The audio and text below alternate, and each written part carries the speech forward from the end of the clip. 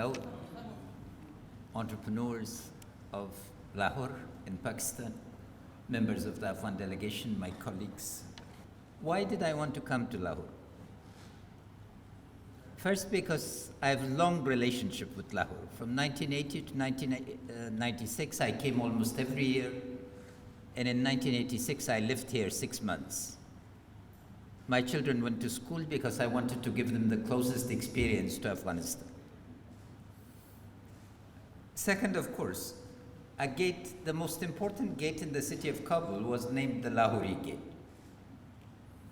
We've had millennia of relationships.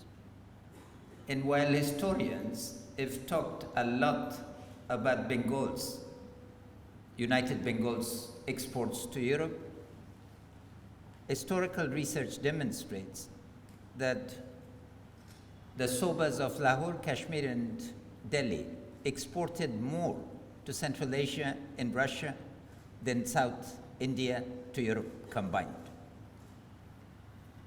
But fundamentally, because we are ready to discuss investment. So in order to discuss this, what have we done? I'll very briefly review that and then suggest some particular sectors for investment. The agenda of connectivity I've discussed yesterday in detail. I'll not go over it. And then also, a number of my distinguished colleagues are here. Our Minister of Finance, our Minister of Industry and Trade, our Minister of Mining, and our Minister of Interior, and our National Security Advisor, Director General of NDS, who could probably join the conversation in a later minute. When I became president, Afghanistan was known as a landlocked country. Today, nobody calls us landlocked. In 5 years, we've become the roundabout through which connectivity between Central Asia and South Asia, East Asia and West Asia is becoming possible. So the number one issue, our location that was a disadvantage for 200 years, is becoming a central advantage. It's the shortest road of connecting Central Asia to South Asia, and we are creating. But we are creating the connectivity agenda in a completely new manner, because we have to tackle simultaneously the transport revolution of 19th and early 20th century, the energy revolution, pipelines and transmission lines, the fiber optic revolution, and the railway. We now have a direct route to Caucasus in Europe. We also have a direct route to Kazakhstan, to Uzbekistan, Kazakhstan, and Russia. And this week, our Minister of Finance will inaugurate a much shorter route to China. Iran, through port of Chabahar, has become active. So the first thing that an investor looks at, can you get your goods out? You can get them out reliably, effectively, cheaply. And second, the tariff regime that we enjoy is one of the most preferential with everyone. So don't look at Afghanistan as a national market. Look at it as a platform for a global market, particularly for your textile sector. Prices in China have gone up. There's a World Bank report called From Stitches to Riches that documents. That opens a 10% global market that is fundamental. We offer the potentiality, and so your number two concern is energy. We have synchronized the transmission lines from Tajikistan, Uzbekistan, Turkmenistan, and we are synchronizing now Kyrgyzstan and Kazakhstan. There's a central hub for synchronization in northern Afghanistan, Kashdashtal 1 in Baghlan. In 4 years, we've provided more power to our provinces than the last 100 years combined. In another 2 years, colleague, every single district of Afghanistan will be linked to the national power grid. The impact of this on our security expenditure alone is about $700 million, because our bases used to be linked through generators. In 2 years, Afghanistan will be in a position to provide villages across the Durand Line in Khyber Pakhtunkhwa with power. But the most significant agenda of power is we're talking up to 50,000 megawatts of power from Central Asia to South Asia. And the big test, governments, donors, etc., but those I set aside. I'm interested in you. The first proposal from the private sector, a Turkish firm, for $1.7 billion of investment for a transmission line from Turkmenistan to Pakistan through Afghanistan is under discussion. This will be 1,000 to 2,000 megawatts, but we can go. What's the reason? We created essentially the energy market with Central Asia. Every one of them is a surplus energy country. They cannot trade with each other. So we've provided and we've developed superb relationships with them, both for reliability of payment and for activity. Here, and Dr. Qayyumi could speak more about it, synchronization allows for direct, efficient, cost-efficient transmission lines tailored to your needs. You don't need to build back-to-back stations like CASA.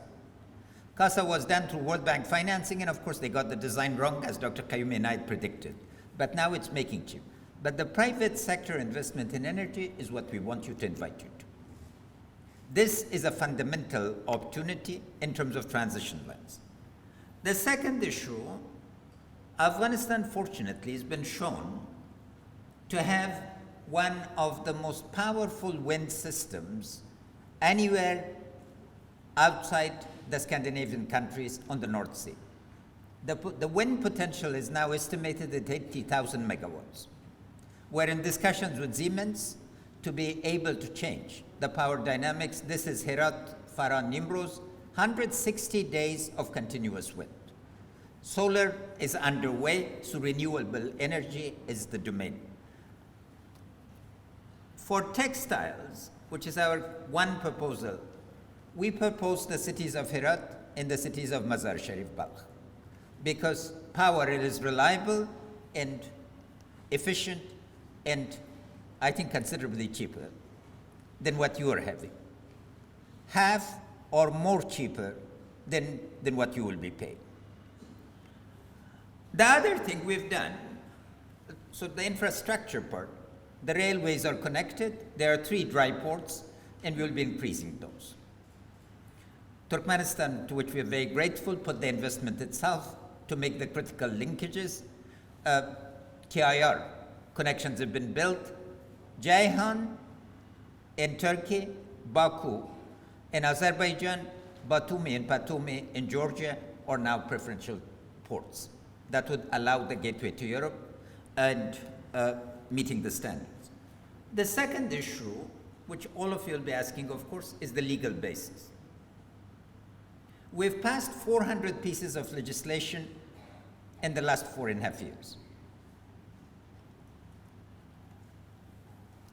I don't want to discuss detail, but particularly the mining law, the municipal law. Last year, the World Bank recognized us as the top performer in the world for doing business indicators. Our reform agenda is totally meeting the doing business indicators because that's your language. We're not doing the reforms that we want the reforms that you want.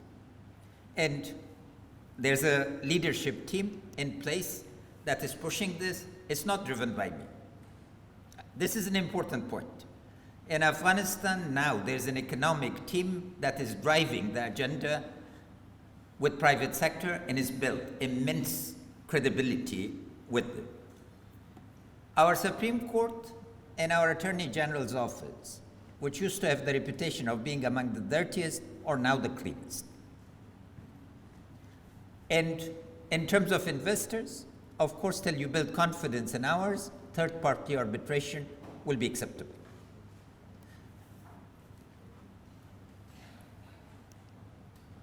The other component of reform is dealing with land. Land was a nightmare. It was in minimally 16 different departments of government had to deal with it. Now it's a single authority in the Ministry of Urban and Land that is dealing with land as one-stop shop. Over 1 million hectares of land in 1 year have been put in the land bank. The municipal law that again passed and has been judged one of the best in the world allows for fairly significant, easy access. We are auctioning land in Kabul as on a trial basis to see which formula works, and we sense the market, and that would be expanded. There are plans for all our major cities. The Kabul plan is ready, a framework. We've worked with a firm called Sasaki in Boston with a 6-volume framework that makes land available, and the area policy is in place for the private sector participation in industrial parks and estates, and Minister Ahmadi can provide details should you wish. But that's an area that we call on the private sector itself to be able to work with us. The other area is fiber optics. Minister Stanikzai was Minister of Communication, I was Minister of Finance. We had 100 mobile phones in 2002. And it was a nightmare because they gave me the distribution. I was chief advisor to President Karzai and they wanted me to distribute. And of course, everybody was VVIP. Now I think we have exceeded 22 million cell phones. Penetration of country is over 92%. And we have a fund for access to remote areas that is over $200 million in this fund to be expanded because it's minting money. 4 companies. The first license we give was $5 million, the royal sum. The second license was $40 million.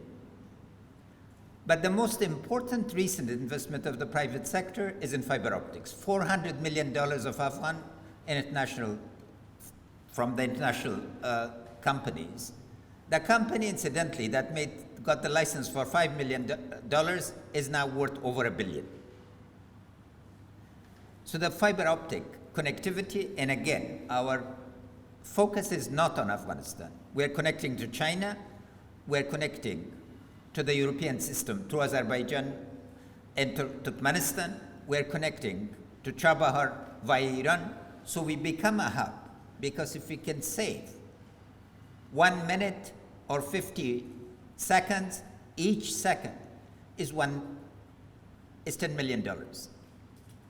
So it's a very significant agenda to be able to bring it. The other connection, the other factor that's on everybody's minds is, of course, human capital. Thanks again, under the leadership of Dr. Qayyumi, we're overhauling our vocational and technical schooling to adopt the German, Scandinavian, Swiss dual track system. And we're very keen to invest in technology universities rather than schools of engineering. We have 100 graduates of Berlin Technical University now in computer sciences with masters and PhDs, so it's a core. But people are being trained. And of course, one of the programs for management that we have is we've created a joint system of scholarships with LAMS. The Afghan government has put $5 million of its own money to acquire this sort of capability. There is a human, contrary to the general message, thanks to the 18 years of international engagement, there's a human capital that is quite significant, but development of human capital is key to this. Let me just take about 5 more minutes to answer one key question and then suggest areas of investment. The question that might be on minds of a lot of Pakistani entrepreneurs and others, why would you trust your energy security to a country with which in the past you've had hostile relationship? And my answer is very simple. Don't trust us, create the risk management system. So, in short, what are the risks? The first risk is political. When I was at the World Bank, of course, I provided political risk guarantees to countries like Russia. There is a major instrument to allow us to cost the risks and put the right mechanism. The second risk is that of disruption. That system will be played with politically the way people have played with us, closing their borders, thinking we would collapse, etc. For that, our response is very system. We're willing to create an escrow account with very heavy penalties. Should any government in Afghanistan in the future disrupt the flows, it will pay a penalty that would be so costly that it would never do it again. The third is risk of management. How we trust, if it's 10,000 megawatts to 50,000 megawatts, to management. And we are totally ready to agree to international management systems that would be accountable to all investors. This is a multi-stakeholder governance system. It cannot be trusted to one party. We need to be able to create the governance structures where on the board of governance, all key stakeholders sit and there are mutual checks and balances. There is nothing like mutual accountability. A single type's accountability doesn't work. The other risk is social and environmental. And again, for both of these, in my first 5 years in the bank, I was responsible for social risks. Including China, 600,000 people were resettled. We have created a single stop shop again for dealing with social risks, land acquisition systems, and an environment. We're ready to proceed.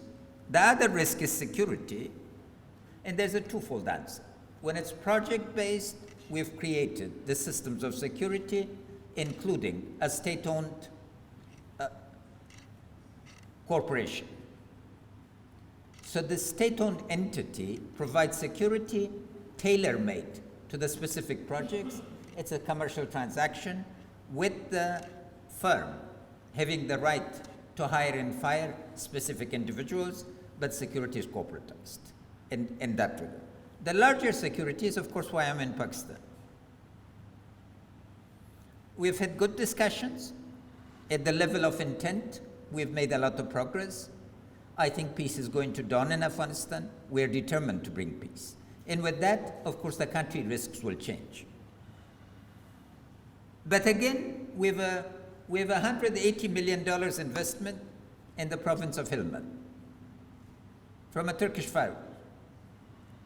And you would be amazed. Helmand is, of course, where 80 British officers and men lost their lives to take the generators to the Kajaki Dam.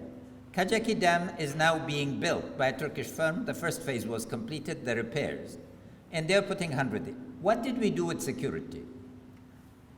We put conditions, we costed the security arrangements for the dam, and then we said, every 3 years, the security conditions will be revisited. If it's high risk, we accept one type of premium. If it's medium risk, another. And if it's low risk, then the conditions change. In terms of power, of course, the legal framework for PPP is in place, so private-public partnership is a legal instrument. In Kandahar already, 15 megawatts of solar have completely met the test, and power is being provided to the city.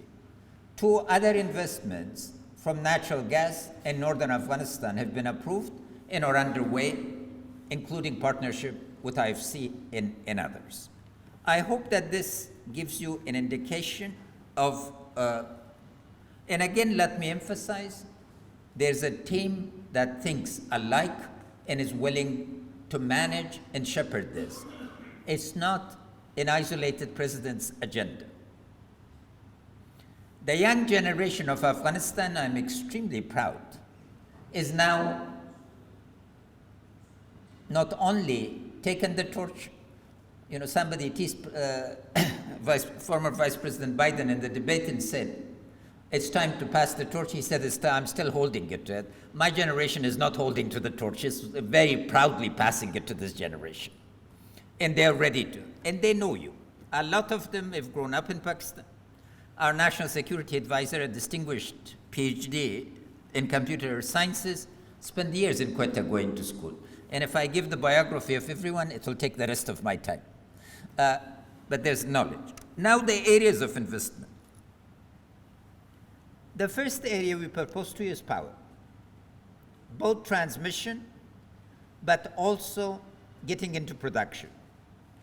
Kabul Kunar River, we estimate, can generate 3,000 megawatts of hydro.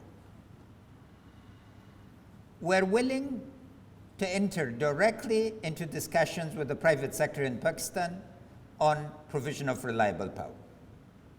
And the arrangements could be.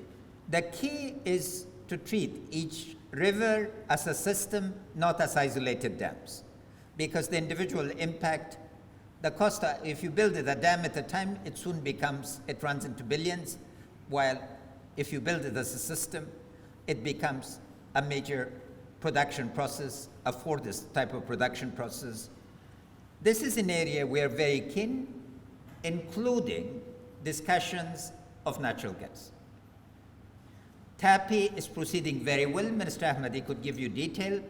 It's going to be reaching Afghanistan, and TAPI will be ready. And one options, they're discussing 3 options in the province of Herat. The second area we're proposing to is textiles. The internal market is probably around $260 to $400 million, but what we really want to work with you is the export market. And why are we interested in that? Because of job creation in general and job creation for women in particular. Afghanistan's women have really come to their own. I have 2 distinguished colleagues, the Minister of Mining and the Minister of Information and Culture. They're not there because they're women. They are there because they're the best to run those ministries. Nobody plays with mining or information and culture as political appointments. Our ambassador to the United States, our ambassador to the United Nations, 2 our most important diplomatic appointments are again women. And our ambassador to the United Nations, again, lived in refugee camps in Peshawar. This is the generation of mobility, responsibility, and accountability. Women-centered job is a key issue, both politically, economically, and culturally for us. So textiles are a crucial sector in this regard to be able to move forward.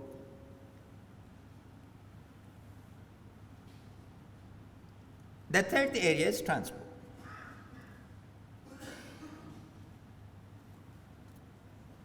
We've discussed an initial railway from city of Mazar Sharif in the north to the city of Herat in northwest or southwest, as you call it. Uzbekistan is putting its own money. We are putting its money. Kazakhstan and Russia are beginning to interest. The prize is to link Uzbekistan to Pakistan. And there are 2 routes. The quickest route, but requiring other investments, is Helmand's Baramcha corridor to Gwadar. Central Asia, thanks to our efforts, and of course yours now, is very keen to get Gwadar and Karachi to be its ports of choice. If these ports reformed, the question is not the infrastructure.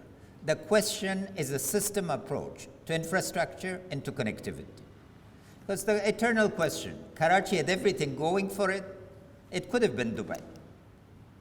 And Gwadar had a lot of potential, but it wasn't realized. So we need to learn, with all respect, to be able to think from a competitiveness perspective. And the competitiveness is not in hardware, it's in the software. Here, the transport sector offers us immense possibilities. Thinking transport as an interlinked system allows us areas.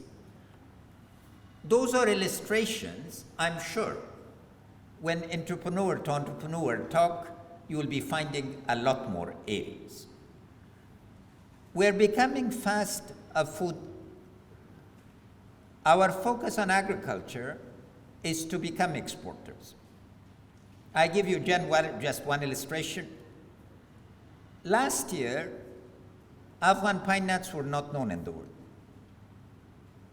They were being smuggled to Pakistan and then added value, and they were going to China. We just exported 4,000 tons of pine nuts to China, and now we are opening up the European market. So the key is to get associations of producers, associations of processors, and associations of exporters. The area of supermarkets, value chains, and supply chains is really crucial to this development. And my last observation, countries in today's environment don't develop, regions do. Getting supply chain and value chains is crucial. All that we've done in the last 4.5 years has not been to move away from Pakistan, but to be able to provide the linkages to and from. So you, with your immense creativity, entrepreneurship, skills, and of course, varieties of capital, including financial capital, are key to this. I've been very effective in getting aid money. You know, when I was finance minister, the governor was very kind during lunch mentioning it. They offered me 1 billion. I said, I'm not coming unless I get 8.4 and a commitment of 27, and I got it. But aid does not end in development. The sad truth is that aid is a painkiller. It's not a solution for prosperity. The key is to be able to, and because of that, in the next 3 years, you will be witnessing an agricultural revolution in Afghanistan. Water, like land, was divided between 5 ministries, and nobody was finishing systems. We've just created the law to invest all water production and management in one ministry. Everybody else becomes a client. Ministry of Agriculture would be a client, Ministry of Rural Development will be a client, Ministry of Mining will be a client, Ministry of Urban will be a client, so that we know how to balance the systems. Governance, again, has become collective. What I'm most proud of, one is the Supreme Court and the Attorney Generals, but the other is to change the president, the authority vested in a president to a presidency. We have a series of councils, the High Economic Council, the High Urban Council, others of that type, where all the elements of private sector that are involved in decision-making participate. Because otherwise you cannot really problem solve. In this context, I hope that what I've put as an offering will become seriously debated. I hope that you will form a trade and investment delegation to come to Kabul, talk to our entrepreneurs, and particularly talk to the team that is leading the effort. Thank you very much for the opportunity.